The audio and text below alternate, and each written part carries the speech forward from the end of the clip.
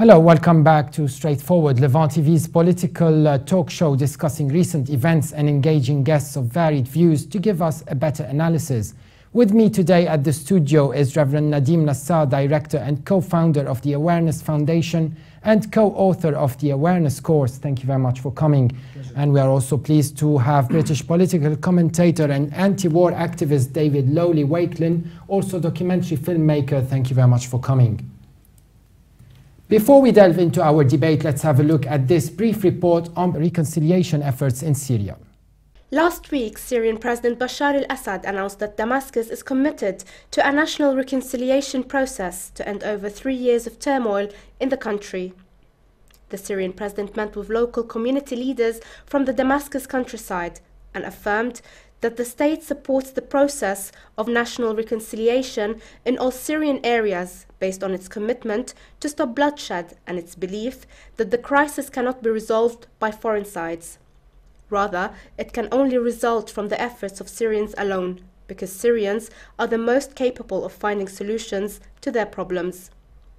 Talks during the meeting dealt with steps that were realized in terms of reconciliations in areas in Damascus countryside and efforts to expand them to more areas, especially since reconciliations produced positive effects on citizens' conditions and daily lives in the areas where they succeeded. Meanwhile, thousands of civilians began returning to the old city of Homs after rebels surrendered full control of the city to the Syrian army as part of a 4th of May deal brokered by Iran, Russia and the UN. Some analysts say the pullout has implications for the expected coming battle in the city of Aleppo, but many others cite it as a major victory for the Syrian government. Father Nadim Nassar, since the Syrian crisis, the main motive was reform and toppling President Assad's rule. But recently, sectarian tensions came to the front. Isn't it about time for serious reconciliation in Syria? It was time for reconciliation 2 years ago, before over 200,000 people dead and millions of Syrians displaced.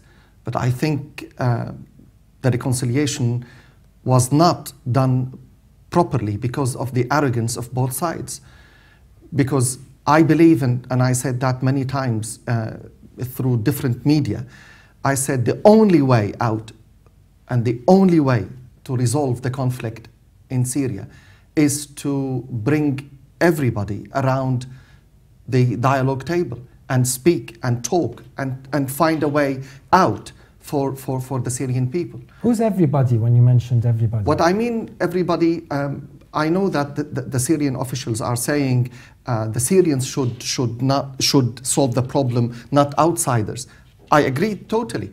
But the Syrian sides of whether the President Assad or the government of Syria or the oppositions with a big S at the end, if we talk about both sides, we have to say that both sides are supported by regional and international powers.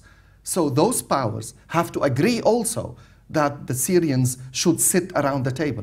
I do not believe in any way that either the president and the government or the oppositions are totally independent in their decisions. So in the formula of the Syrian scene, as we see it, there are the Syrians, there are the regional powers, and there are the international powers.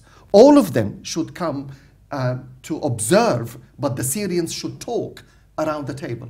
What I saw in Geneva too was disappointing, hugely disappointing. Why?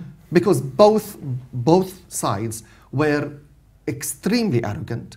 They both went there to score points. Carl, let me put it bluntly. We have to ask ourselves. Each politician has to ask himself or herself, including the president, including the oppositions, including everybody. Where is my red line? Is the red line the country, or is the red line the chair, the power? Am I fighting to hold the power, and am I fighting to grab the power, Or am I fighting really and truly for the best for Syria? I'm not a politician, Carl. I'm a clergy. When I speak, I do not care who is in power. What I care is what they bring to the country, what they bring to the Syrian people. And what I saw in Geneva too, I felt hugely disappointed and hugely saddened because both sides did not bring anything that I could say, really, I am presented as a Syrian citizen, either the government and the president or the oppositions. I can say they represent me. I'm sorry. Both sides were arrogant. The red line was not the country, they were themselves. But I tend to agree with Father that both sides were obstinate there. And from my point of view, I think it needs an outside body. I think it needs an Arab or Sunni and Shia conference within the Middle East, not in one of the neighbors of Syria, but in one of the other Middle Eastern countries, in one of the capitals in the Middle East, perhaps Cairo or somewhere like that, where you could have a conference which involves all the heads of the Arab and the Sunni and the Shia states. And the first topic on the agenda would be, of course, Syria, but then all the other Middle Eastern problems that are going on. David, Israel, you are typical Western, that you say Sunni and Shia, and you forget that we exist even. The Christians no, of in course, the Middle East. everybody in Syria. Of course, not forgetting. Of course. Of course. Let's talk about the Druze, But the Christians. The West is, yes. But this is a typical Western view that we are almost invisible for the West. No, but what I'm trying to suggest is that it's a Middle Eastern conference that leaves out, let's say, leaves out America and Russia and leaves out the West and the Far East, but is concentrated on the people who actually matter, which I agree with you is not just the Sunni and Shia, and the Christians, why don't we include everybody, including the Russians, the Americans, the Iranians, and let's not exclude, let's include. Yes. The problem with Geneva too, for example, Iran was punished and it was excluded because the Americans didn't like to invite Iran. I think this is arrogance, this is ill mentality, and they exercise this mentality also with the Palestinians and Israeli conflict. They excluded some people that they were not happy with. But why don't we open the conference to everybody? Absolutely. Yes. Everybody is welcome around the table, as long as we are absolutely clear that the aim of the conference is peace and reconciliation in the country. Yes, I'd go along with that. I agree with that. I think that the only thing is that, of course, that as you say, the Iranians were asked to not partake in Geneva too, and as we all probably know, and we read in all the newspapers, that is from the Israeli or the Zionist lobby. Let's be joined now over the phone by Professor Hisham Ahmed, Chair of Department of Politics at St. Mary's College in Moraga in California. Thank you very much for being on Straightforward. My pleasure indeed, Carl. Good evening, gentlemen. Good evening. Good evening. You heard the conversation, so I will jump to my question. Professor Ahmed, you invited to an event in St. Mary's College in California, an event titled Peace and Reconciliation in Syria, Challenges and Prospects.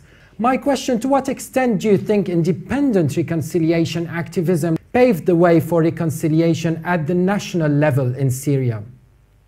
Now, I'd like to make a couple of quick observations. First, number one, it is quite obvious from what Father Nassar said and from what David also said, that the Syrian crisis is quite a nuanced, multi-layered crisis. In other words, it is not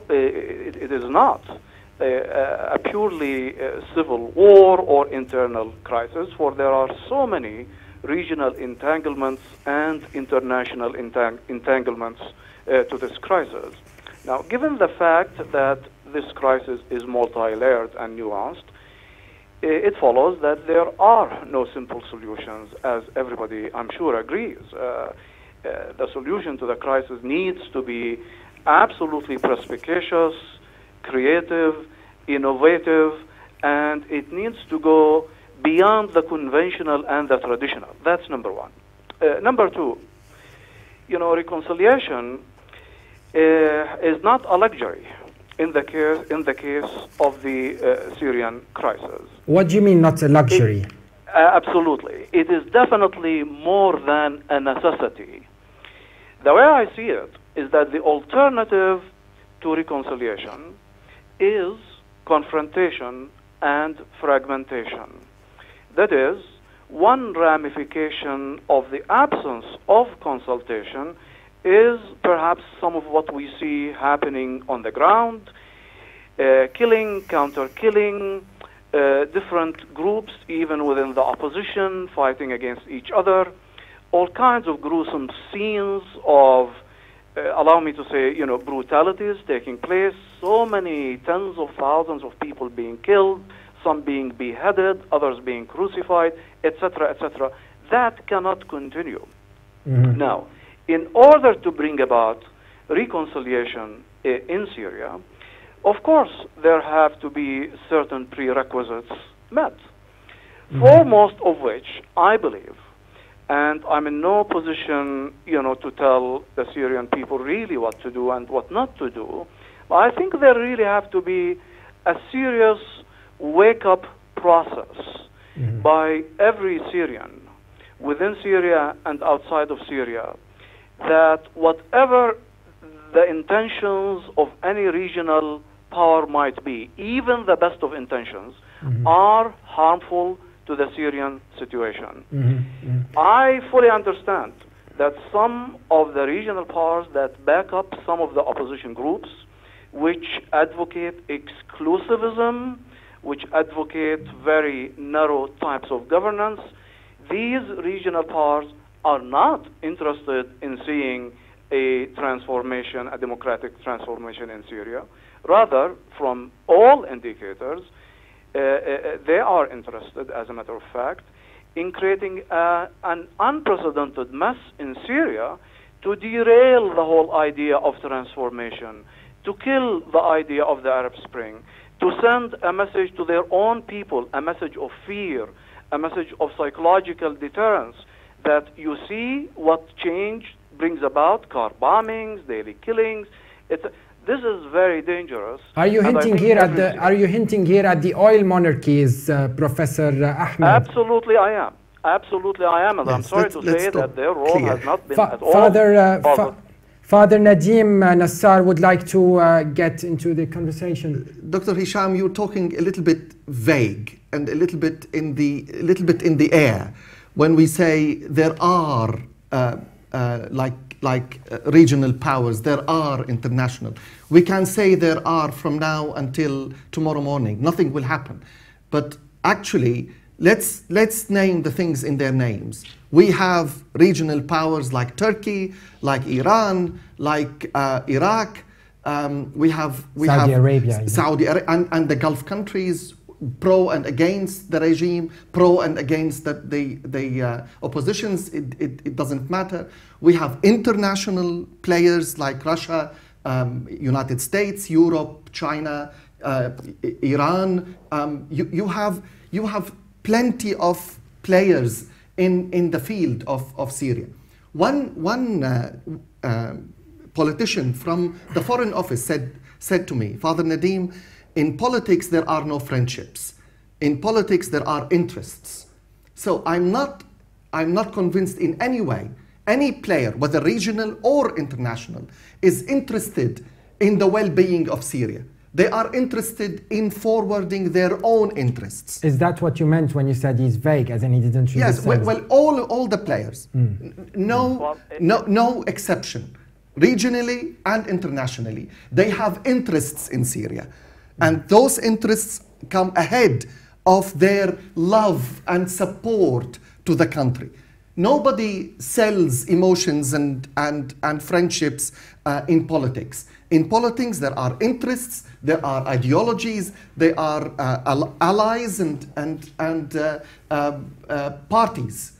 Which is why I was saying earlier that I think that the conference, if there is a conference, a Middle East conference, must involve, and not involve the rest of the international community, but just involve all the sides that are taking part. A representative from Iran, exactly. A representative from Saudi Arabia, a representative from the Alawites, but probably not Bashar al-Assad, in my opinion. I don't think that he could ever be able to govern the country again after the war, sadly, but it certainly should have a representative from the Alawites and the Druze and all the people who are in the opposition of Syria, and of course the other major players, and they should have a conference and all sit down around a table, as you say, Father. Professor Ahmed, why does the opposition view claims that figures who call for non-violence, why do they claim that they are seen as a propaganda for President Assad? Well, that's an important question. First, let me emphasize that I am in full agreement with what Father Nassar said, and you know, academics tend to be somewhat theoretical when it comes to analyzing such very complex crisis. Now, I think there is indeed a discursive problem here, as you accurately stated, Carl. So if one advocates nonviolence, they are labeled in a certain manner, and I think this is quite dangerous. As a matter of fact, this is exactly the wake-up process that I do hope to, to see, and everybody does, within more forces in the opposition. I do strongly believe that reliance on violence from the beginning, yes, in spite of all the practices of the regime, but reliance on violence did not benefit the Syrian revolution. As a matter of fact, it played in favor of the Syrian regime because violence was countered by violence. However, the advocacy of non-violence requires a lot more strength. And I'm not a pacifist here. I perfectly understand the utility, the use, and the need for power at certain times and in certain circumstances. But I do look at the map of the Arab world, the political map of the Arab Spring. Yes. And I do see that in those situations where non-violence was used, the experience was a lot more successful. Take Yemen, for example. Yemen, we do know that Yemeni society is heavily armed, and the regime there was quite savage and brutal. But the revolution was patient, and it persevered against all attempts by the regime to draw it into the revolution violently, and therefore there was, I would say, an acceptable type of transformation. Look at Libya, on the other hand. Yeah, let's stick to Syria, Dr. Hisham Ahmed. Let me just ask you one more question. You argue that the choice to move from non-violent protests to armed conflict strengthened the rule of President Assad.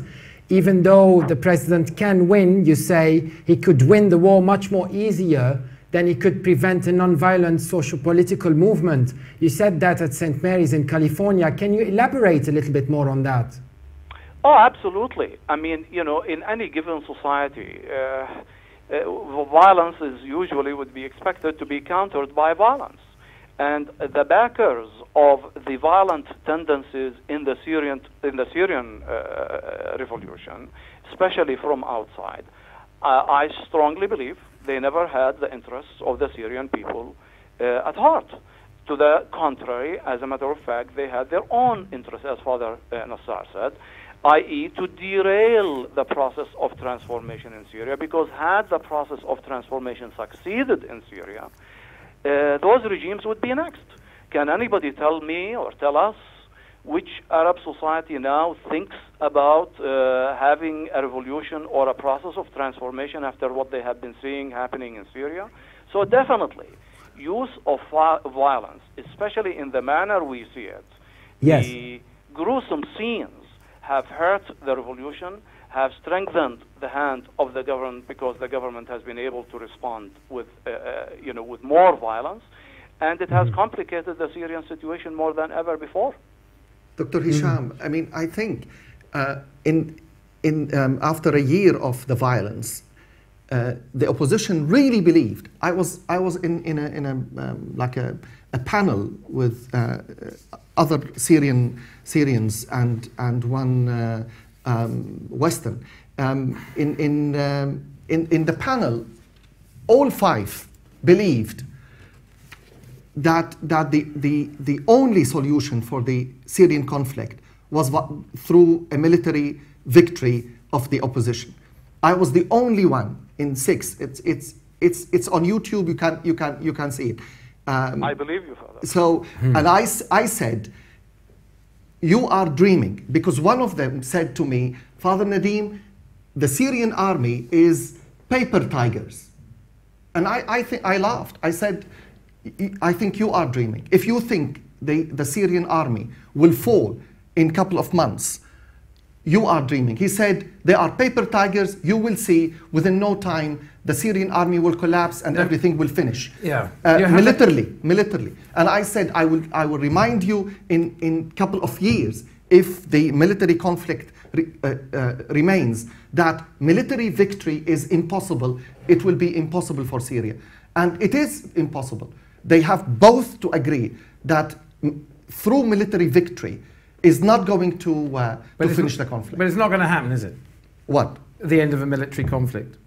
Well, the only way is to hold what we have done now, and get convinced that through military actions we are only bringing more destruction and more killing and more bloodshed to the country without a resolution. And the only resolution is around the table. And let's learn from history. I lived in Beirut for 7 years during the war, the civil war. Everybody remembers the war in Lebanon. 10 years, which was 10 years, wasn't it? Yeah, it was a 10-year war. We're into 17 years of war. Yes. 17 years of war. I lived 7 of them.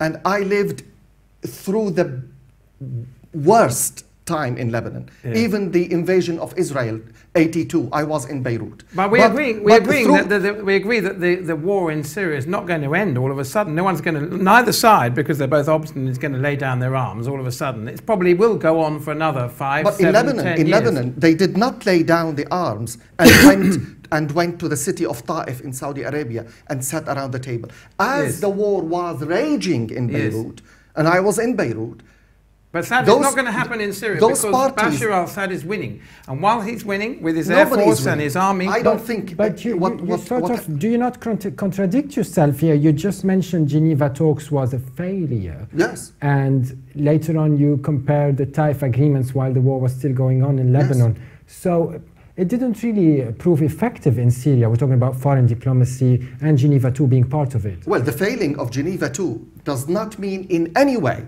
that the military conflict and clash will solve the Syria. So you meant at the Taif they were less arrogant compared to... Oh, exactly. Right. When they came to the Taif, they were all convinced that we are not going to obtain military victory. Let's solve the problem around the table and compromise. And the city of Ta'if stopped the war. But Geneva II proved that it doesn't work, that so much as with the international community involved, with the 5 veto system in the United Nations, which is after all the peacekeeping body that the world has, or the only peacekeeping body that has, it will never work and cannot work whilst we have this 5 veto system that goes right back to the Second World War.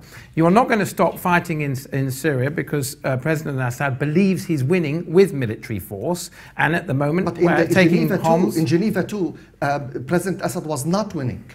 Well, he wasn't winning the dialogue. They made a point, but it was made a strong point there, though, that they really, it took a lot of good feedback somehow, especially Walid Muallim's speech over there. But we have to agree, Carl, we have to agree that what happened in Geneva too, regardless of the failure and the fruitless conference, we have to agree what happened in Geneva was historical. I think Dr. Ahmed wants to interfere with us here. Just to restate the obvious, as they say, I think we all recognize and know that the military solution has proved to be absolutely bankrupt. Exactly. From all sides. Absolutely. Nobody, no side can cancel out the other. Exactly. No matter how much brutal force or brute force. That's very true. Is used. That's number one. Number two, and again, I'm reminding ourselves of the basics, but because sometimes, often one in the heat of the discussion tends to overlook, unintentionally, of course, the basics. The second basic is, at the end of the day, there will have to be a political settlement to the crisis in Syria. Now, yes, but Professor Ahmed, sorry to interrupt, for this reconciliation to happen, how would you weigh regional pressure on the rebels to submit their weapons? Well, that's what I was heading to, actually. Thanks, Carl, for asking this. So, it's either going to happen today, or 1 year from now, or 10 years from now, but it is inevitable. There is absolutely no way around it. So I'd rather... Unless we have an international peacekeeping force. No, they will not. They will not lay down their weapons before a solution, Doctor. Yes. I don't believe a minute that the opposition or the government, either side, will say, okay, weapons down, and let's sit around the table. Let me finish. The dialogue should Just, take place I agree with you. even while the war is going on. No, I agree with you. Now, for something of this nature to happen, there is a compelling need for an international will. Exactly. The international will has to be ready. Exactly. To put an end to this calamitous situation. Yes. But for the international will to be formed and shaped, there has to be a broader, wider Syrian initiation. When I see more and more groups are joining from within and from without, from outside, to try to work towards political settlement, I think these are excellent beginnings, and I believe they can be capitalized on.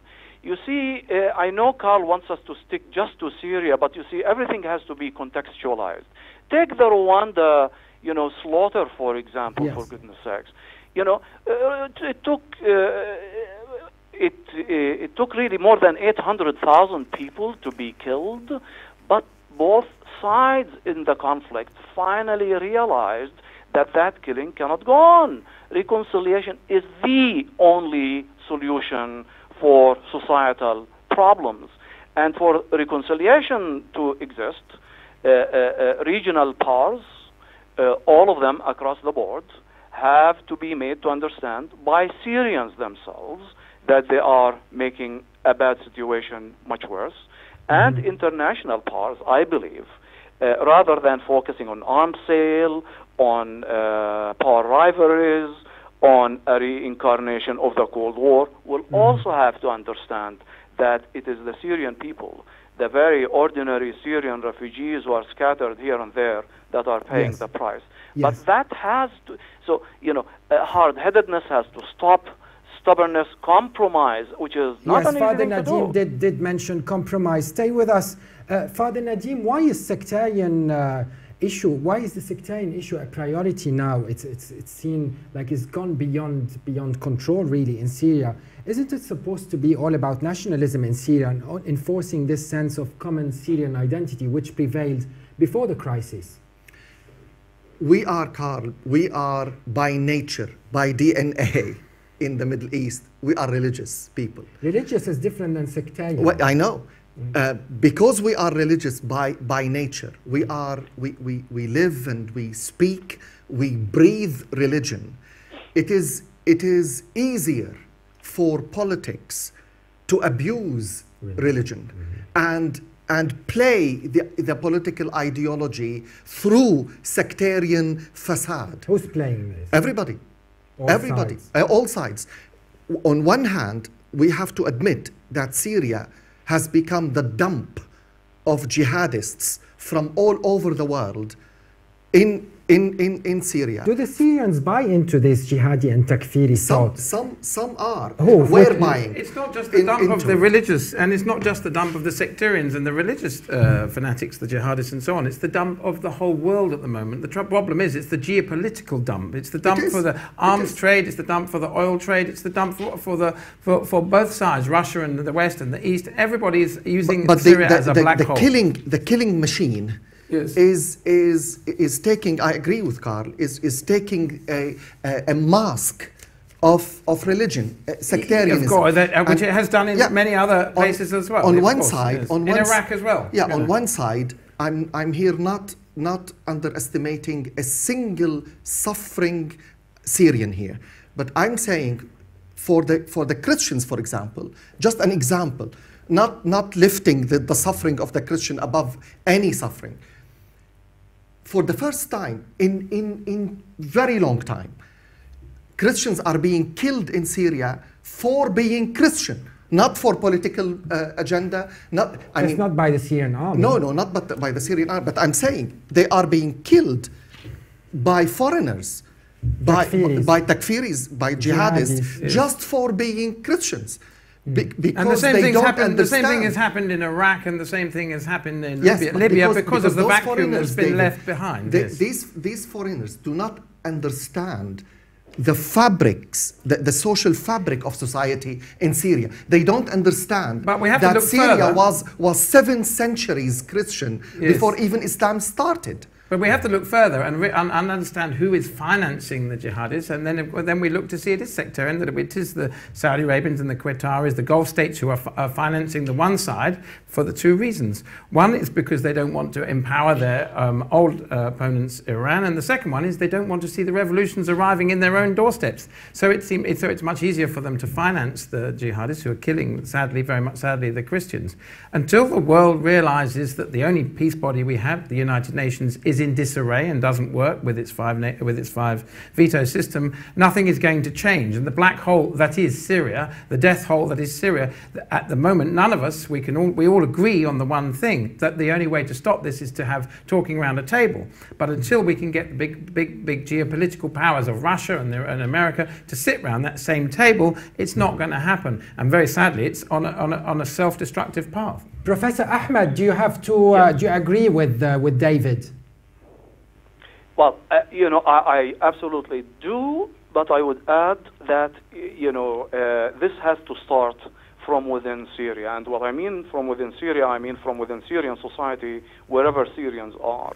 In other words, it's really Syrians themselves who have to realize that they are giving ammunition, let me say, some Syrians, ammunition to some regional powers to meddle and interfere in their own affairs. And they are making it possible also for the big powers to turn Syria into a proxy war. This requires serious, hardcore thinking on the part of everyone involved in the conflict in Syria. There's no way around it. It is inevitable. It needs to be done today, not tomorrow. Indeed, the exclusivist tendencies that are taking place, whether by jihadis or takfiris or whoever finances them or trains them or facilitates their work, has to be stopped. Syria is a pluralistic society. It's a melting pot. Coexistence equals tolerance. Tolerance means reconciliation and mutual compromises by everybody. Any other tendency will have to be stopped, and it will have to be stopped first and foremost by Syria. I do believe that the international community has missed an important chance, perhaps, with the elections to be held in Syria.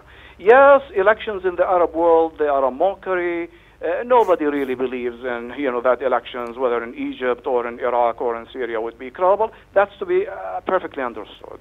But I have said it about a year ago in a piece that I published, that elections can be a good starter if monitored very closely by the United Nations, by the international community. Yes, it will not be a complete solution for the crisis at this stage, but I think it is the most unavoidable and effective solution. I believe by casting the elections out completely and without giving it any due regard, the international community is making a mistake, I think. Dr. Hisham Ahmed, Professor of Politics and expert on Middle East affairs, joined us from Moraga in California. Thank you very much for your participation. Always my pleasure. And Father Nadim, the Syrian Prime Minister Wael al-Halqi inaugurated the Martyrs Square in central Homs in Syria, raising the flag in it as the government allocated 6.5 billion Syrian pounds for reconstruction in Syria. How important is this government initiative of reconstruction, and what signs is the government giving here? Any initiative to build and construct and bringing positive elements to the country are welcomed, of course. The government is, after all, it is on the ground. They are still in power. So it's a sign that they exist. Of course, and they're bringing aid to the destruction of Homs or any other part of Syria. It's of course welcome, and we shouldn't be, however we are against the government or pro the government or whatever. Nobody should be against bringing people out of their suffering and out of their misery in any way. So all kinds of initiatives that we can help the people of Homs or the people of Syria, they are absolutely welcome. Mm-hmm. David, what would happen to the Free Syrian Army now that they withdrew and submitted their weapons in Homs? Well, I just spoke to yesterday, I was on the telephone to a gentleman who's in Sarakeb, which is a town not so far from Homs. He says they've actually been locked up. They're locked up where? In occupied territory, but within government prisons. They've been now locked up in a detention centre, a government detention centre. As to what happens to them now, we wait and see. But they will be, I would imagine, they'll be held by the government until the end of the war, if and when the war ever ends. Could we not see this as a wise military option? Well, what normally happens in war is if you take hold of of your opposition, you do lock them up as prisoners of war. Now, what sort of treatment they're getting in these detention centres is another thing. I think I agree with the father that of course it's a good thing to be reconstructing Homs, but if you must see it from the other side of the point of view is that it's a political move, because once you've taken a town, it's in your interest to rebuild it and reconstruct it, put the infrastructure back in, the roads and so on, and also because you're then going to get the support of the people there once again. It looks like you are their saviour. You're giving them food and a place to live and so on and so forth. Let me correct a small inaccuracy here. I mentioned the Free Syrian Army while they're actually mostly insurgents. And speaking about locking them up, many of them are fleeing via Turkey, which is a gateway to Europe. So what are the concerns there for them bringing terror, whatever they've been practicing in Syria, to European soil? Well, there is. I myself have been to Syria, into the rebel-held side, and I was very easy to travel through Turkey, from Hatay right through an olive grove into the. It's a very porous border all along there, as it's a porous border along the Iraqi border into Syria. They are imposing more restrictions now around the borders. Yes, of course, but what it means is that when you have a war anywhere in the Middle East at the moment, you will get jihadis, you will get insurgents, as you call them, from all different groups that the international community like to label al-Qaeda, which but often aren't. For example, al-Nusra have no links with al-Qaeda. ISIS who were the Iraqi one, have now been kicked out of Aleppo, which is still the biggest city, don't forget, in Syria. They've been now kicked out, but there will always be foreign insurgents whenever you have a war within any of these Middle Eastern countries. And it wasn't, let's face it, in Homs, it wasn't the jihadists that have just been defeated and now being locked up. It was the Free Syrian Army, who are Syrian people who were fighting against Assad, many countries around the world, not only in Europe, many countries around the world, including the United States and regional countries, are very worried about those jihadists who would leave Syria. What my question leaving Syria, coming to England or Holland or Belgium or the United States even. Are we getting back in the West angels? Well, no, they are brainwashed before they went there. Of course, but now they are more indoctrinated, more more vehement and equipped and brainwashed, and they are not coming back as angels or normal citizens to resume their lives as if nothing happened. Yes, we haven't had any evidence so far. It's interesting. We have this. The new often appears in the news. The neocons and the people who want to use the politics of fear in our countries and in the West often say that these jihadis will come back and bomb our own countries, and yet every single one of the atrocities that's happened in our own country has been homegrown by homegrown jihadists who are delusioned and brainwashed by. But you know, David, don't people you with see self-interested imams and so on. Don't you see that the West is playing double standard? On one hand, those groups, whether Al-Qaeda or something like Al-Qaeda, like Jabhat al-Nusra, everywhere in the world, they are terrorists, except in Syria. When the West looks at those groups in Syria, they don't see them as terrorists because they are helping the opposition. Well, yes, I know they are aware of them. They're aware of them. Before you continue, David, there have been attempts in the south of France, terrorists threats that were stopped by the French police recently, in the last 2 months actually. Which have been people returning from Syria? Yes. Yes, okay, fair enough. Some people, of course, there's going to be some that will there come were back concerns and in the UK. there are, and the concerns are genuine. If there's a war going on in the Middle East and it involves jihadists who are, as you say, being brainwashed into believing that they're somehow going to be rewarded with, virgins in heaven if they blow themselves up. That's not just a rhetoric happening in Syria, to be fair. It does happen in Europe as well, in some pockets, which is not really the subject of our discussion, but it starts in Europe, unfortunately. Yes, absolutely. But it does need dealing with, there's no doubt about it. It definitely needs to be dealing with by European authorities in this case. But that's not our subject. Father Nadim, how important is the return of the people of Homs? We've seen waves of them going back to their hometowns. But what guarantees do these families have when it comes to stability and security? There is no stability and there is no security. I mean, they are on what grounds are they going back then? They are going back because the opportunity is there to go back and see their houses, their life, their streets. They felt, I want to see my house, even if it is destroyed. I don't care, but I want to see it. I want to feel my presence in my street, which I totally understand, and because I would feel the same. Did you go to Syria? I haven't been. No, I haven't been to Syria recently, but I can understand fully this eagerness and the passion to go back to your alleyway hometown, and hometown, and especially if it is the old city, it is more intimate atmosphere socially. So they want to meet their friends and their neighbors, and they're going back knowing that they're only going back under the protection of the Syrian army, under protection of Assad. Yes, what's wrong with that? They won't be being bombed. What's wrong with that? What's wrong with having protection of your state? Whoever is protecting them, they feel they are protected at the moment. They don't. Yes. But what I'm trying to say is that under that thing, let's suggest then later on the Americans now, just today we hear that the opposition leader is in London. Yesterday he was given $180,000 by Obama, and they now buy a lot more weapons. They could take Homs back. Of course. And then because Homs of that, I said I started my statement with saying there is no security, and there is no there's guarantee. no security. And all you know is that at the end of your road at the moment in Homs you'll have Assad's roadblocks. But who's to say those roadblocks won't change?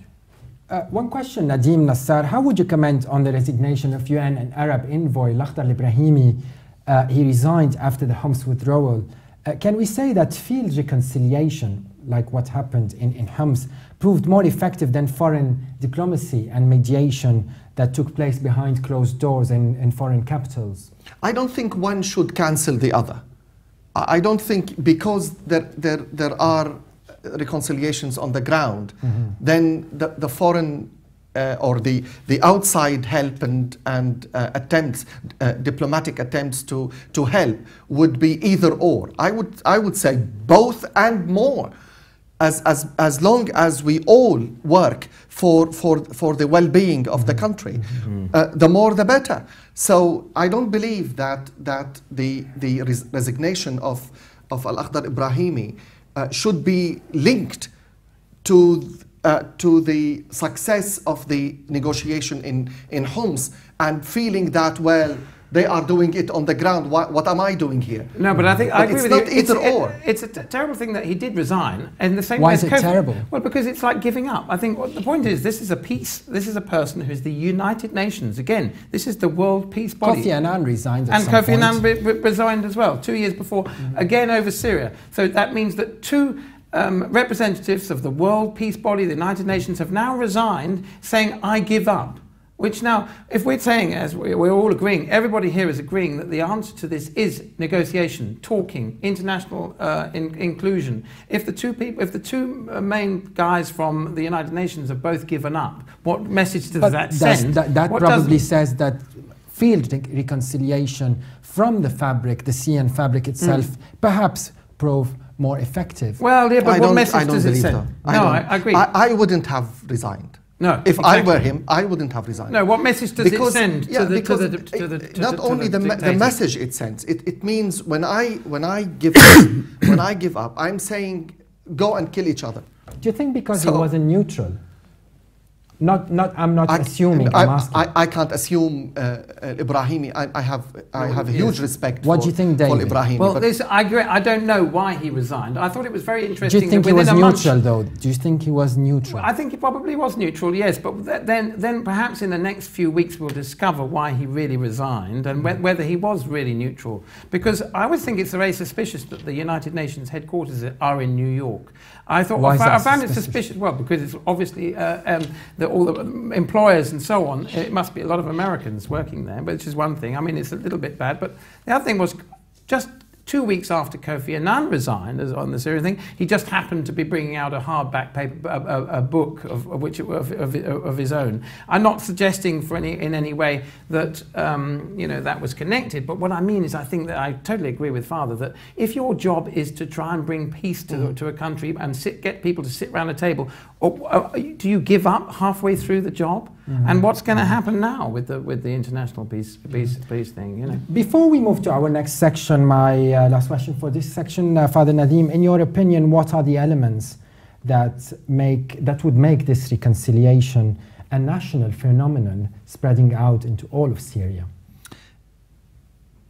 That would be a wonderful thing to have reconciliations spread all over Syria. What will make them effective? First of all, we need to move in Syria from this worshipping one person all over against the country, from this side and from this side. No, the other side have many persons. Well, no, I mean because this, I mean person. As in the chair. Okay. The chair. I'm not hinting the president or a jarba or no. I'm not saying names here.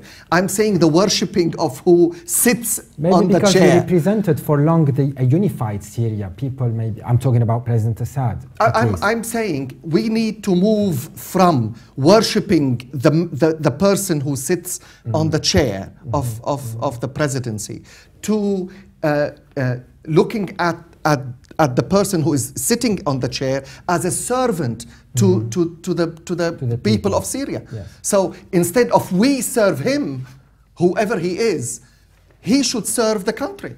That's how the shepherd looks after the sheep. Not the sheep look after the shepherd and bow to him. It doesn't work. That's exactly what the people of Syria were demonstrating for back in 2011 before the military stepped in. That's exactly what the people of Syria were asking for. But I tell you something, David. But then they took it to another level through their proxies and foreign intervention. Well, the proxies took it to another level after the Assad regime. But would I want any one of the opposition leaders? Would I want to see any one of the opposition leader sitting on that chair? I would be worried very much. Well, the Syrian people themselves. No, quite right. I tell you. Yes, but I'm not saying Assad is the solution, but I'm saying whoever the alternative is. We are coming to the alternatives in our next section where we will be discussing the presidency. And now in this second and last section, we will look at pre-election Syria and the elections dynamics. But before that, let's watch this brief report. The Syrian authorities have scheduled the presidential election for May 28th for Syrian expatriates and June 3rd for citizens living in Syria. The Syrians are divided over the presidential election, and so are the countries of the world. President Assad is running against two relatively unknown competitors, Maher Abdel Hafiz Hajjar and Hassan Abdullah al-Nouri. Hajjar is from Syria's second city of Aleppo and is an independent MP and former member of the Communist Party. And Nouri is a Damascus businessman who is a member of the domestic opposition. The Friends of Syria group warned Syrian authorities about holding the presidential election and said that the results will be illegitimate, but Russian officials and their allies assert that the Syrian presidential election is an internal Syrian matter. The Syrian authorities are not allowing in international observers whether or not they are affiliated with the Arab League. However, they have stressed that the elections will be monitored by the judiciary, the media and civil society institutions in Syria. Analysts say with the ongoing conflict, voter turnout could be affected, especially now with huge numbers still displaced. Father Nadim, should, although not likely, but should an Islamist government take over in Syria? As a Christian, what guarantees would the Christian minority or other minorities have under such rule? I'm talking about any Islamist rule. There is no guarantee. We will move to a a dark age, and we will be the whole Syria will be under pressure, not only the Christians and not only the minorities. If we think that the Sunni majority will be safe from the pressure and the single-mindedness of such government free would be mistaken, because the whole country will be boiling with again another theocracy, which we are not designed for. The Syrian society is a diverse society. We have a lot of minorities, but I underline minorities and say numerical minorities, because those minorities belong to the original fabric of the society. So they are not imported, and in the West they don't cope with this, because the minorities in the West and especially in Europe are immigrants, but the minority, yes, and in Syria or in the Middle East, the minorities are Syrians. You can't, if you look in the street, you can never say this is Christian, this is Muslim. No. Because we are all cohesive and we belong to the same society. So an Islamist government would be a disaster. And speaking of importing, David, given the variety amongst the insurgents who came to Syria, do you have any faith that these proxies will be able to help their Syrian allies from the opposition to form a government if in case they toppled President Assad? Do you think they could handle the formation of a new government and maintain Syria's unity? Well, no, I don't actually. I think that they're just very similar to Libya. I think that the whole country, unless there's a big, enormous peacekeeping force taken in there at the end of the war, whenever it may come, if and whenever it comes, it will need a big peacekeeping force. I think the international community, for example, in Libya, completely let the country down. Having gone in there and given them an air force to take out Gaddafi, they just left the place to gang fighting and all those weapons, thousands of weapons left behind, which big jihad gangs and so on have picked up, and of course we now see an utter disastrous mess in both Libya and in Iraq. So I think that the only thing we can expect is for the same thing to happen in Syria. Sure. And from London, we will now talk to British journalist and writer Chris Bambury. Thank you very much for your participation. Hi. What can you say, Chris, about the observers throughout the presidential election in Syria being limited to the judiciary and the media, from the Syrian media, of course? I think in one sense, I think the Assad regime have missed a trick here. I think it might have been better to pull in observers, even from some of the friendlier countries, from Russia, Iran, and probably also some of the neutral countries. But that's being selective there, really. True, but I think, it's true they should not bring in people from countries which have been associated with the opposition, arming the opposition and so on. Why not, Chris? What? Why not, Chris? Because I think that there are people who could well be, not neutral in that process. I think the countries who support the president would be neutral. No, probably not. But I think the Assad regime, as I say, has missed a trick. I think it would have been quite good to find some neutral observers who could say this is a thing, because I don't think they have anything to hide here. And I don't think it's worth attempting to hide something, even if they were thinking of it, because there will be quite close scrutiny here. And it comes at a time when clearly the tide of the war has swung in the favour of the government. The capture of Homs is a major blow to the opposition. And I don't really see the opposition now in a position to win the war. I mean, they can prolong the war, but I don't see they can win it. Yeah, I think that you're right in so much as they missed a trick. But missing a trick, it means that I think that the whole election is a scam and a bit of a charade in the first place. That's what the opposition is saying. Yeah, well, of course, because half the country is still being bombed. How can you get down to a polling station if you're being bombed? You've got a chance of being shot by a sniper on your way to vote. I do think the problem is that the election is how it's going to take place across the whole country. It's going to be impossible, obviously, in rebel-held areas. But I think also the danger here, and this is the only hope the opposition can now have, is for some sort of partition, which, it's been openly talked about. At the time of the last Geneva talks, one of the Syrian National Council people said I was quoted to about it, that is what they're aiming for. That's all they can now hope for. And incidentally, I think subject to the last discussion, any partition settlement would be a disaster in itself. It would be a recipe for instability. Someone earlier mentioned Libya, which is effectively what's happening in Libya, and it has happened in Iraq. But Chris, the question is to ask, without taking side. I mean, just looking at Syria, is the country ready for an election? Whether you are pro the government and the president or from the opposition, if you look at the country with millions displaced and 200,000 people killed and the destruction is everywhere, is really now the right time for election? Which I would like to ask is why not a return to the Geneva discussion, particularly now that actually Assad is in a stronger position? Isn't this time actually to return to diplomacy and the discussions which were had in Geneva, which if they took place incidentally, I would like to see involving Iran as well as Russia, because I don't think you can subtract Iran from the Syrian question. No, quite right. I agree with that entirely. But you also can't have elections whilst the biggest city in Syria is still under rebel control, which is Aleppo, which is... But it's not under complete rebel control now. And unfortunately, I think we'll see... It's open for challenge. I mean, we saw the rebels take a bit of a kick in Aleppo as well. It's clear the rebels are on the back foot. But that doesn't take away from the point that you're making, is there are going to be sections of the country where this vote is not possible.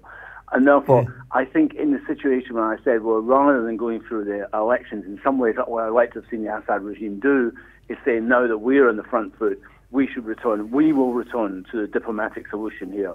That would be to their advantage. It seemed to me to their advantage to do that. Yes.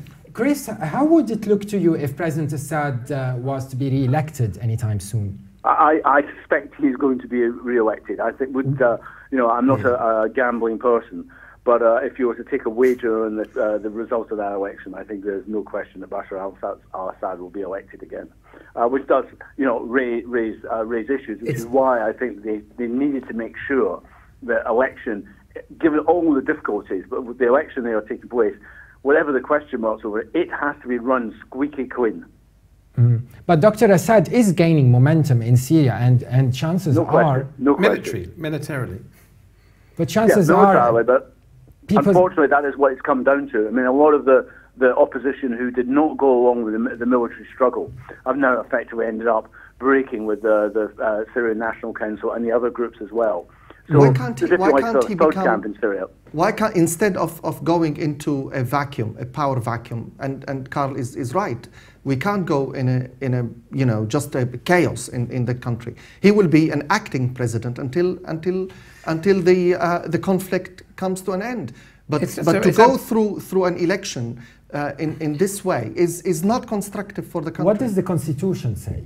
I don't know, but the Constitution does say that it's time for an election. Well, yes, of course, but then you don't want it to happen. You just said no. But the Constitution doesn't say in case of war what will happen. No, of course, it should. Because of that, I mean, the Constitution does not solve the problem because we are in a state of war, in state of conflict, internal conflict. So because of that, if he becomes an acting president, he's not holding the power as a president because his time is over. He will be an acting president and in Arabic tasir amal. Caretaker president. Caretaker president. And Chris, would the results affect, if President Assad wins, would the results affect the international community's stance on Syria, or would there be sanctions? One iota. The battle lines are drawn there. The West is not going to change its position. No, nothing. Clearly, the Saudis, Qatar are not going to change the position. And on another side, Russia and Iran aren't going to change the position. Not even if Dr. Assad won the elections by a landslide. I don't think it's going to make one iota of difference. I mean, essentially, your position on the elections is decided already. Because no, we reflect on the street in Syria and the momentum that Dr. Assad is gaining. That's all. We are not speculating. What it means is that when after the election's over and Assad has won, and no doubt he will win by a massive majority, as we will see, all that does for Assad is a propaganda election. It's an election which is to prop up the support he's going to get from Iran. Do you agree? Once he's won the election, he's got Iran right behind him again. If I were the president... And has expanded his base inside the country, which is one of the reasons why he's winning. It's not just simply because he's got the military advantage. he clearly has been able to build up a degree of support beyond the original core of the Alawites and the other, as someone described, the minorities. But he's clearly done that because people have looked at the opposition, in particular the Wahhabi Salafists, and been repelled by that. And clearly many people have drawn the conclusion, rightly or wrongly, better the devil you know than the devil you don't know. And looking at Iraq, particularly looking at Iraq, actually you can see the warning signs of what could happen there.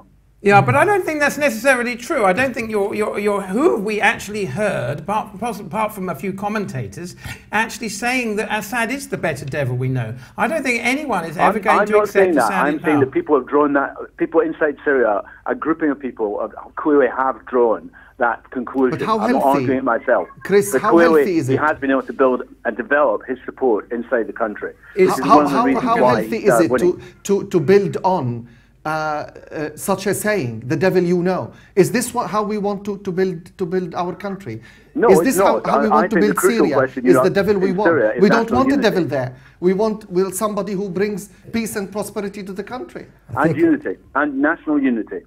Yes, we all agreed on that. Chris Bambury, also leading member of the International Socialist Group in Scotland. Thank you very much again for being on Straightforward. Thank you, gentlemen. Take care.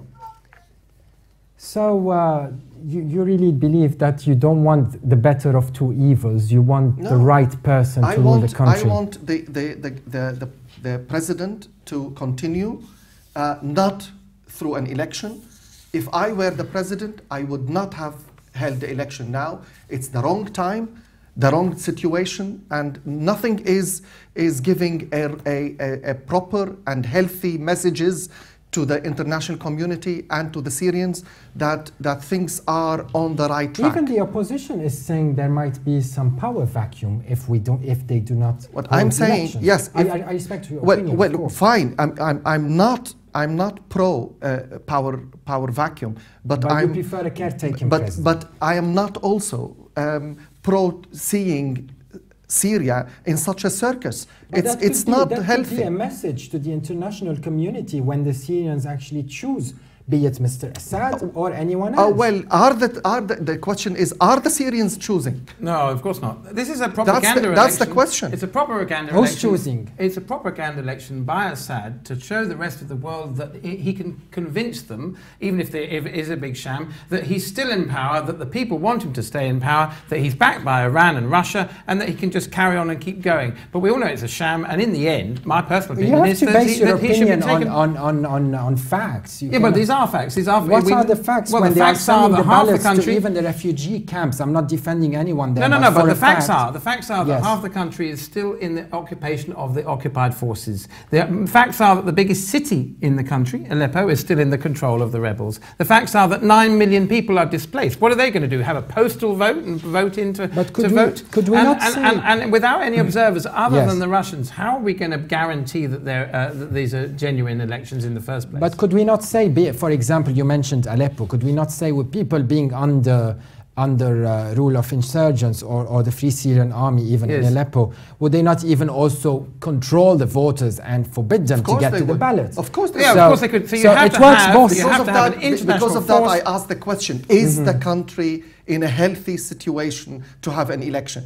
I'm not accusing only the president of being dishonest with the people. I'm saying, is the country in general in a healthy situation to hold such an election? Because those areas under the opposition rule, they will be not free also.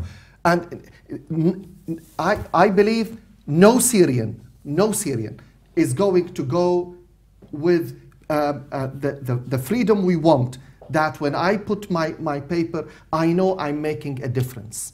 Exactly. Yes. That's how it's supposed to be. And from Latakia in Syria, we are now joined by political analyst Nidal Aisi. Thank you very much for being on Straightforward. Thank you very much. Good evening to you all there. We've seen today in various regions in Syria rallies celebrating the forthcoming presidential elections. Can we say, Mr. Naisi, that democracy is being practiced at this stage, especially that there are many candidates to the post and not just one or two? Well, in fact, good evening to you all. First of all, let me tell you something important, that the so-called Syrian revolution is being collapsed systematically and dismantling because of the good and successful strike of the Syrian governmental army. Secondly, I don't think that's this kind of democracy in Syria. Democracy can't be imposed. It's not a prescription to be imposed on people in one day and to be taken, and so that the next day we will wake up and be Democrats. I think what's happening today in Syria is kind of emotional support to President Assad, to the Syrian national state, which has been a target of destruction and aggression for the past 3 years by, several states in the West and the Arab countries, and along with Turkey. That's what's happening today. Most of the Syrian people now are standing with their leadership, with the Syrian legitimate leadership, with the President Bashar Assad. They are viewing him as the legal and the legitimate president of Syria, because he has in fact protected Syria from dismantling, from he succeeded in fighting the terrorist gangs and Al-Qaeda mercenaries who are being named as Syrian rebels or Syrian revolutionaries. They are in fact mere mercenaries who came to Syria to destroy Syria and to destroy the infrastructure in Syria. Mr. Naisi, also, did you see any signs of protests in the street during these rallies, or were they all supporting President Assad? Excuse me, sir, I couldn't follow you well. Yes. Nidal, did you see throughout these rallies in various areas of Syria, did you see any signs of opposition to the elections itself, or were they all celebrating these elections? Well, in fact, as I told you, they view the people in Syria are celebrating now victory. What's happening now, it's being rumored and circulated over the media that there are kind of reconciliation. It's not any kind of reconciliation. It's in fact a total collapse of these terrorist gangs and mercenaries who were brought into Syria from different states and with full sponsorship of Al-Qaeda. Yes. Mr. Naisi, let me ask you, Mr. Naisi, about the elections in areas which are under the control of the rebels, like Aleppo, for example. Technically, how would people living there, how would they be able to vote? Well, this proves that these gangs are against democracy, are against the Syrian, are against democracy in Syria, and working for not electing President Assad. They are trying their best to forbid the political process in Syria. They want to say to people that they will prevent them from doing and practicing their right to elect their president by force. They are going to kill. They are now threatening people not to go. This is not. This is also drawn to other states in the region and in the West. Many states in the West, they are practicing the same things practiced by these gangs. They are many Western states now have issued many decisions to forbid people from going to election and to proceed to... Mr. Naisi, what about the candidates that were not allowed to go forward with their candidacy, were submitting their applications? They were not even allowed to submit their candidacy for the presidency. What do you think about that? Yes, why do you... I want to ask you, why do you want Syria to be more democratic than United States, than France, than Britain, than any other Western country. In the United States, we have two candidates. In France, we have the two candidates. Yes, but anyone can go forward.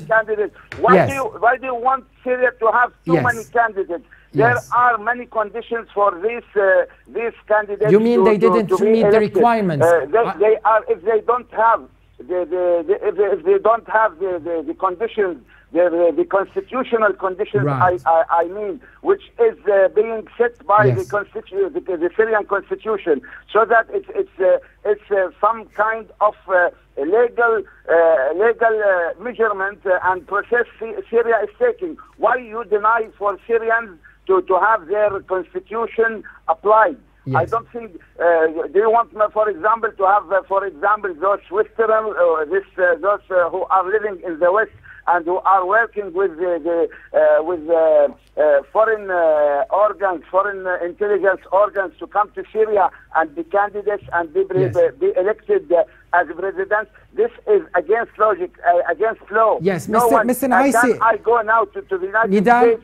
Can I go to the United States or Britain as Syrian citizen? Mr. Naisi, what about the people who live overseas, outside Syria, and even in the refugee camps in the Lebanon and Jordan, and even the Syrians in the diaspora, like here in the UK or in the United States? Will these be able to vote in foreign embassies? The United States and Western countries have issued decisions not to allow people to practice their rights in elections. They can go, but the Western countries, the Western governments can't allow or will not allow these people to go to elections. What are they fearing? What is the reason, do you think? Excuse me, this is one thing. The other thing is that many of these are members of the terrorist gangs and families of those who have fought the Syrian armies, who have destroyed the infrastructure in Syria. Yes. These are outlaws. They don't have the right to. Can you in Western countries, in the United States or in Britain, are you allowing the outlaws to go to elections and elect presidents or practice democratic process? I don't think so. Why you want Syrians to be more democratic than the Western states? Yes, my last question, Mr. Naisi. Why, in your opinion, President Assad still enjoys this huge support and is most likely winning a new presidential term despite 3 years of bloodshed in Syria? You know, first of all, we must know that the bloodshed in Syria is not caused by President Assad. President Assad is not responsible for the bloodshed in Syria. The bloodshed in Syria is caused by people whom Dr. Bashar Jafari, the Syrian envoy to the United States, has explained and declared very well yesterday. Our guest here in the studio, Nidal, our guest at the studio, David Lowley, does not seem to agree with you, so let's allow him to talk a little bit. Yes, so I was just wondering then, none of the bloodshed's on the side of President Assad, so the barrel bombing in the middle of the night through residential areas of Aleppo and Sarakeb and some of the other towns don't exist?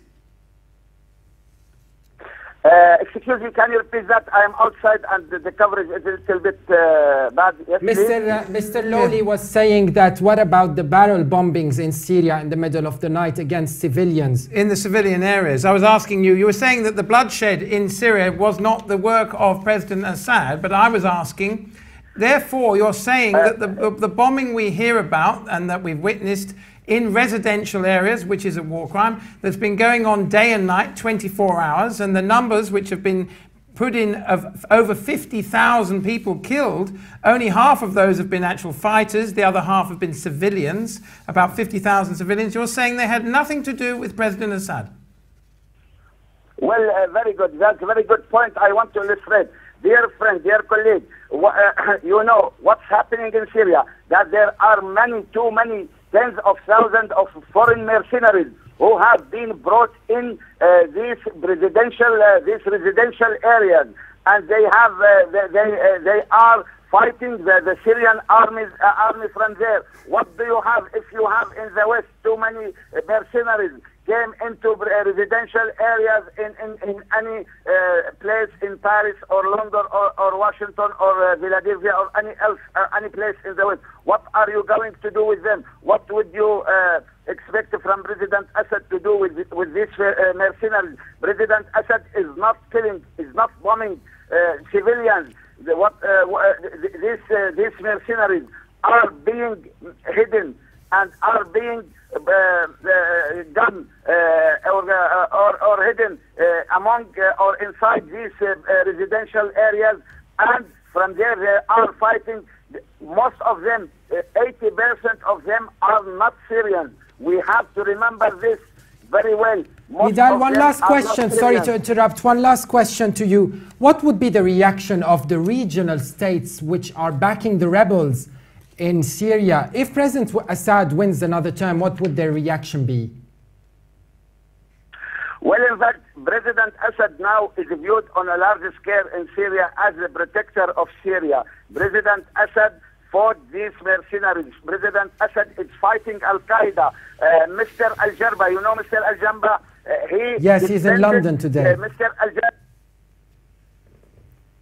Good evening. Hello. Yes. Hello. Yes, we can hear you. Mr. Al-Jarba defended al-Nusra. Al-Nusra is considered by the United States as a terrorist gang, as a terrorist organization. And Mr. Al-Jarba, who yesterday met with President Obama, is a representative of terrorists. He is not a so-called revolutionary or a President Assad is now defending the Syrian borders and the Syrian civilians. We respect your opinion. People. Thank you very much for being on Straightforward. Nidal Naisi, Syrian political analyst, joining us over the phone from Latakia in Syria. Thank you very much indeed. Thank you, sir. Thank you very much. Thank you. And Father Nadim, how do you see the position of the opposition groups under President Assad in his next term if he won the term? How do you see them participating in the government? It depends on how the dialogue with the groups go. I mean, are we heading towards a dialogue that would include other people, oppositions, and from outside the country, inside the country, in the government? I haven't heard any step forward towards that. I know that some opposition leaders even went back to Syria, and they are active in a certain way inside the country. I don't know any details about that, but I urge people to look at the bigger picture and not to be blinded by one side. The problem is in Syria now, we suffer, all of us, we suffer under what I call it huge and extreme polarization. When I listen to Mr. Naisi, and with all respect, and everybody is entitled to their opinions, I would say he is blinded with one side of the whole, what is happening in the country and regionally and internationally. And whatever you throw at him, whatever question you throw, the answer is ready with no consideration to anything else. But Father Nadim, living on the ground is different. Oh, absolutely. I remember when I was in Beirut during the war, 7 years. You can't be in the middle. Well, you can't. No, I think regime. It doesn't mean that I can't see the bigger picture. I can take a side. I'm not saying everybody should be neutral. No, but when I take a side, let me just leave a margin, a very, very, very small margin, to listen to the other. And give them the benefit of the doubt. And just listen to the other and see that I do not hold the absolute truth about anything. But when I hear Mr. Naisi, yes, I mean, when I hear Mr. Naisi has no margin whatsoever to anything which is different than himself. Now, he considers everybody who is not agreeing with the president is with terrorism and just very good out. point. Very good point. Tell us, Father Nadim, about the people who are not with the president, but people that you personally would sit on a round table and talk to. I would sit with my enemy. If I technically, are you talking about the takfiri, about the jihadis? As a Christian, I have no enemy. But even if I consider somebody, dialogue, Carl, is there for the enemies more than the friends. Would you sit with the takfiri who wants to kill you for being Christian? Yes. On what grounds? What ground that he would he sit with you in the first place? I don't know. I don't care whether he would sit. If you ask me, I would sit with the takfiri. But let's remember though, you mentioned the jihadists. The jihadists mostly are sectarian from other countries. I think that their father would agree that they have to be from Syria itself. Oh yes, if you're absolutely. going to about religion. But Father Nadim did mention that some takfiris in some areas in Syria bought into this whole culture that was important. Some Syrians bought into it. If somebody we have to agree with that. Yes, if somebody commits a crime, they should go in front of a court of law and be imprisoned if they're found to be guilty of that crime. Which is why I personally believe that President Bashar al-Assad will eventually come to justice as a war criminal and will be locked up and will not take part in those elections. And then we'll be sitting around the table with some new representatives, presumably some from the Alawites, some from the Druze, some from the Christians, some from the Sunnis, some from the Shia, and so on and so forth, and the takfirs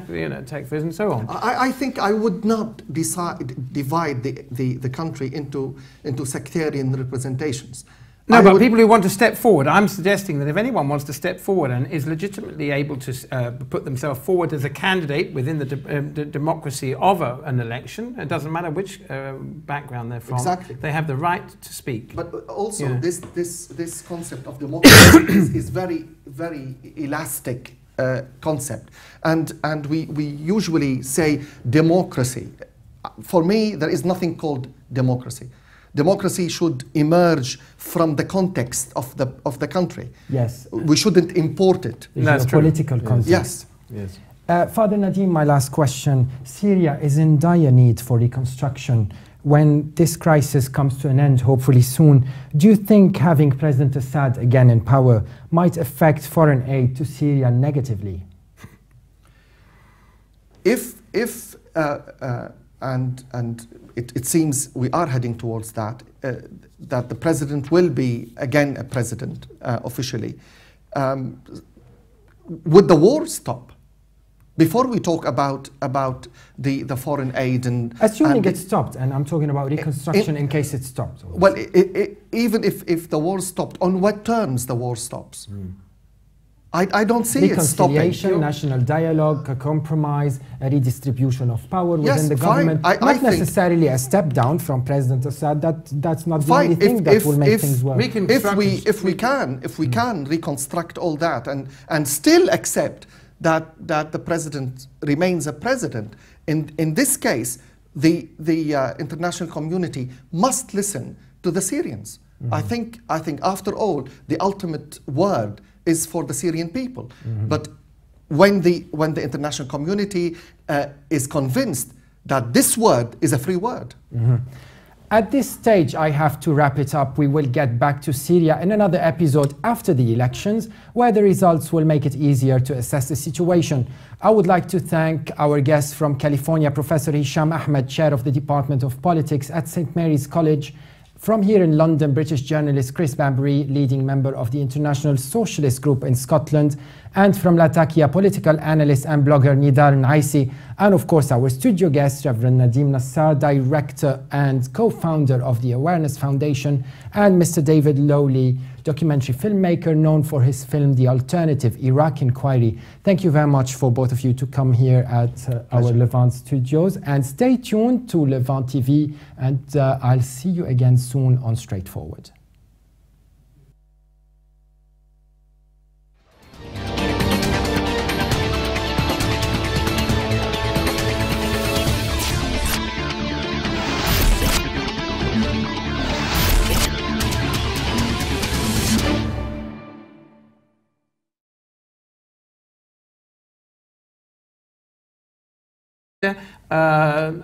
conference within the Middle East, not in one of the neighbors of Syria, but in one of the other Middle Eastern countries, in one of the capitals in the Middle East, perhaps Cairo or somewhere like that, where you could have a conference which involves all the heads of the Arab and the Sunni and the Shia states.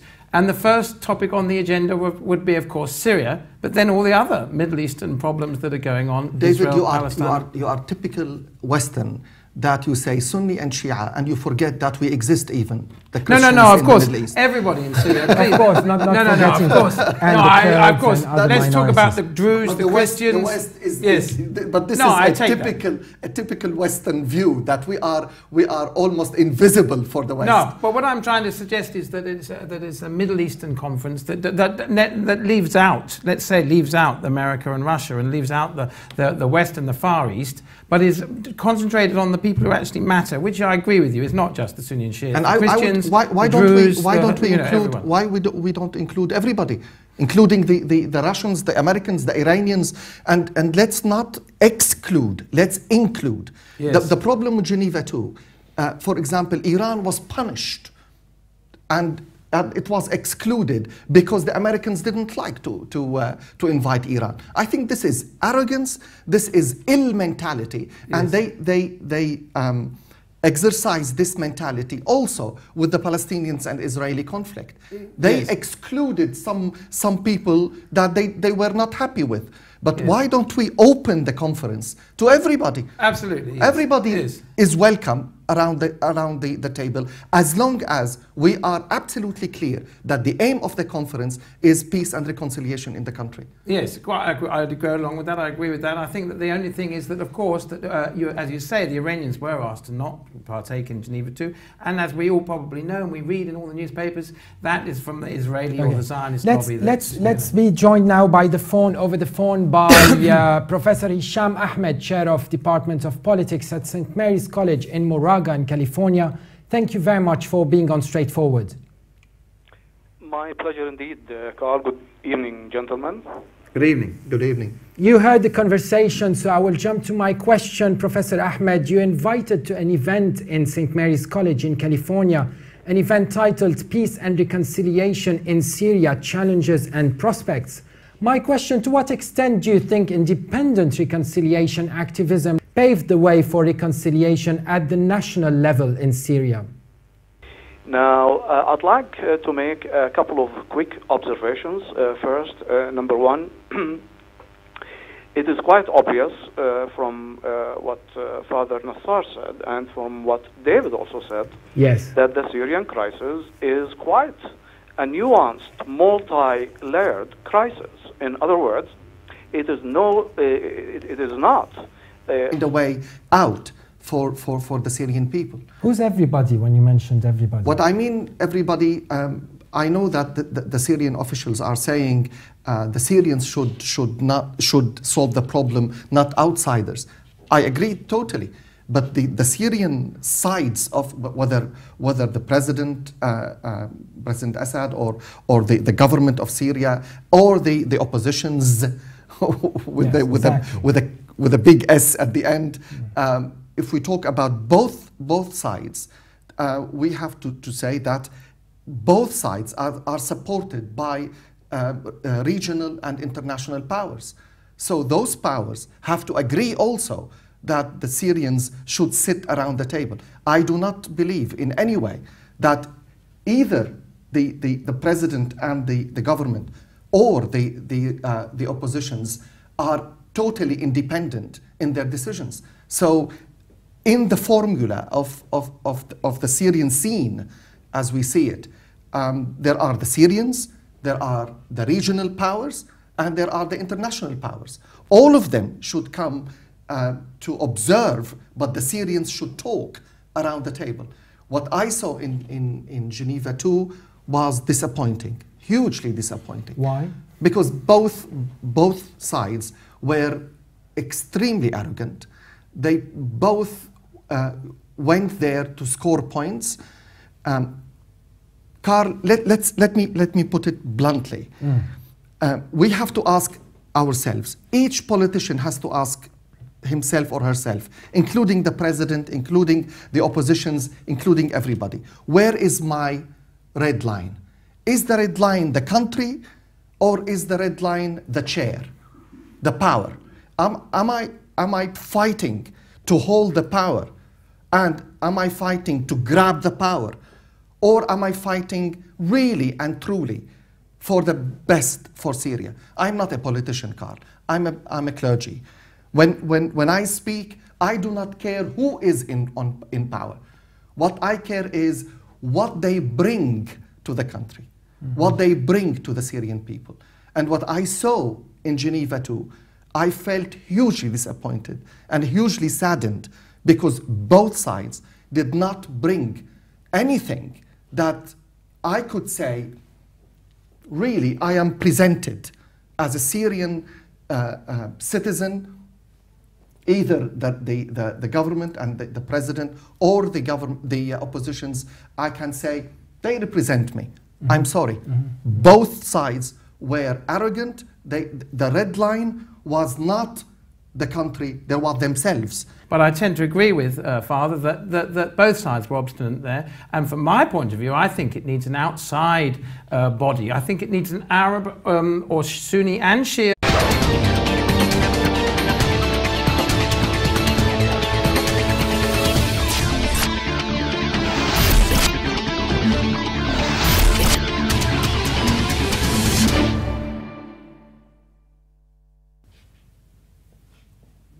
Hello, welcome back to Straightforward, Levant TV's political talk show discussing recent events and engaging guests of varied views to give us a better analysis.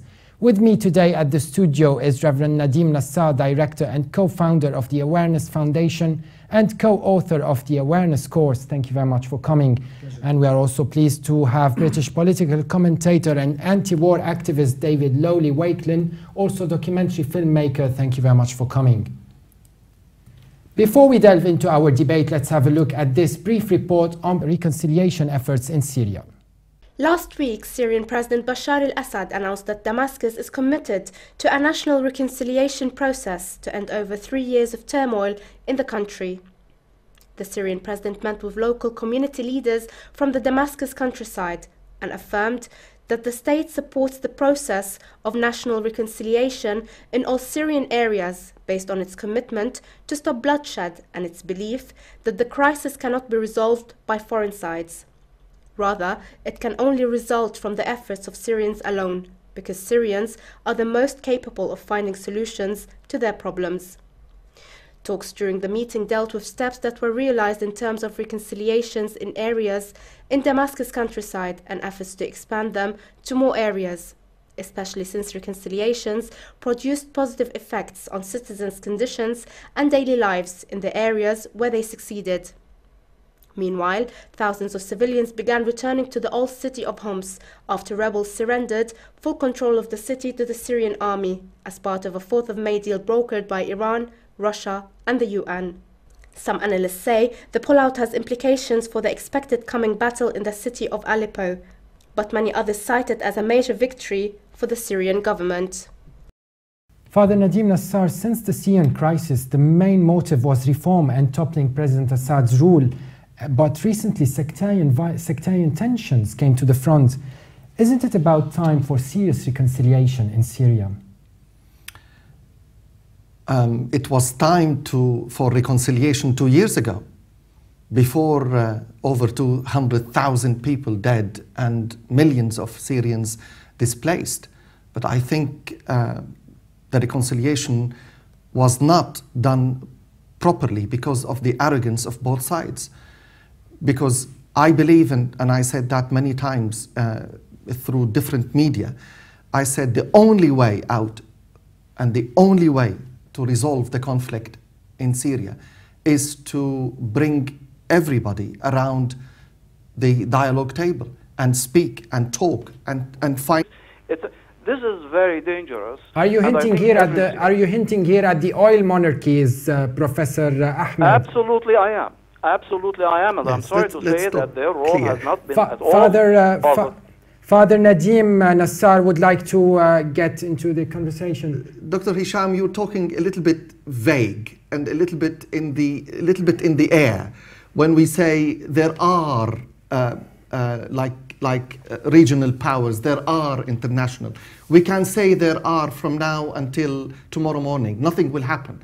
But actually, let's name the things in their names. We have regional powers like Turkey, like Iran, like Iraq. We have Saudi Arabia, and the Gulf countries, pro and against the regime, pro and against the oppositions. It doesn't matter. We have international players like Russia, United States, Europe, China, Iran. You have plenty of players in the field of Syria. One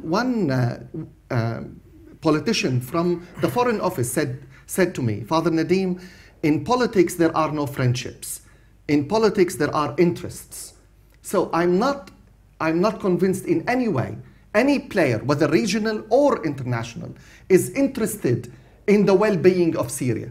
They are interested in forwarding their own interests. Is that what you meant when you said he's vague, as in he didn't really say? Yes, well, all the players, no exception, regionally and internationally. They have interests in Syria, and those interests come ahead of their love and support to the country. Nobody sells emotions and friendships in politics. In politics, there are interests, there are ideologies, there are allies and parties. Which is why I was saying earlier that I think that the conference, if there is a conference, a Middle East conference, must involve, and not involve the rest of the international community, but just involve all the sides that are taking part. A representative from Iran, exactly. A representative from Saudi Arabia, a representative from the Alawites, but probably not Bashar al-Assad, in my opinion. I don't think that he could ever be able to govern the country again after the war, sadly, but it certainly should have a representative from the Alawites and the Druze and all the people who are in the opposition of Syria, and of course the other major players, and they should have a conference and all sit down around a table, as you say, Father. Professor Ahmed, why does the opposition view claims that figures who call for non-violence, why do they claim that they are seen as a propaganda for President Assad? Well, that's an important question. First, let me emphasize that I am in full agreement with what Father Nassar said, and a purely civil war or internal crisis, for there are so many regional entanglements and international entanglements to this crisis. Now, given the fact that this crisis is multi-layered and nuanced, it follows that there are no simple solutions, as everybody, I'm sure, agrees. The solution to the crisis needs to be absolutely perspicacious, creative, innovative, and it needs to go beyond the conventional and the traditional. That's number one. Number two, reconciliation is not a luxury in the case of the Syrian crisis. What do you mean, not a luxury? Absolutely. It is definitely more than a necessity. The way I see it is that the alternative to reconciliation is confrontation and fragmentation. That is, one ramification of the absence of consultation is perhaps some of what we see happening on the ground, killing, counter-killing, different groups, even within the opposition, fighting against each other, all kinds of gruesome scenes of, allow me to say, brutalities taking place, so many tens of thousands of people being killed, some being beheaded, others being crucified, etc., etc. That cannot continue. Mm-hmm. Now, in order to bring about reconciliation in Syria, of course, there have to be certain prerequisites met, foremost of which, I believe, and I'm in no position, to tell the Syrian people really what to do and what not to do, but I think there really have to be a serious wake-up process by every Syrian, within Syria and outside of Syria, that whatever the intentions of any regional power might be, even the best of intentions, are harmful to the Syrian situation. I fully understand that some of the regional powers that back up some of the opposition groups, which advocate exclusivism, which advocate very narrow types of governance, these regional powers are not interested in seeing a transformation, a democratic transformation in Syria. Rather, from all indicators, they are interested, as a matter of fact, in creating an unprecedented mess in Syria to derail the whole idea of transformation, to kill the idea of the Arab Spring, to send a message to their own people, a message of fear, a message of psychological deterrence, that you see what change brings about: car bombings, daily killings,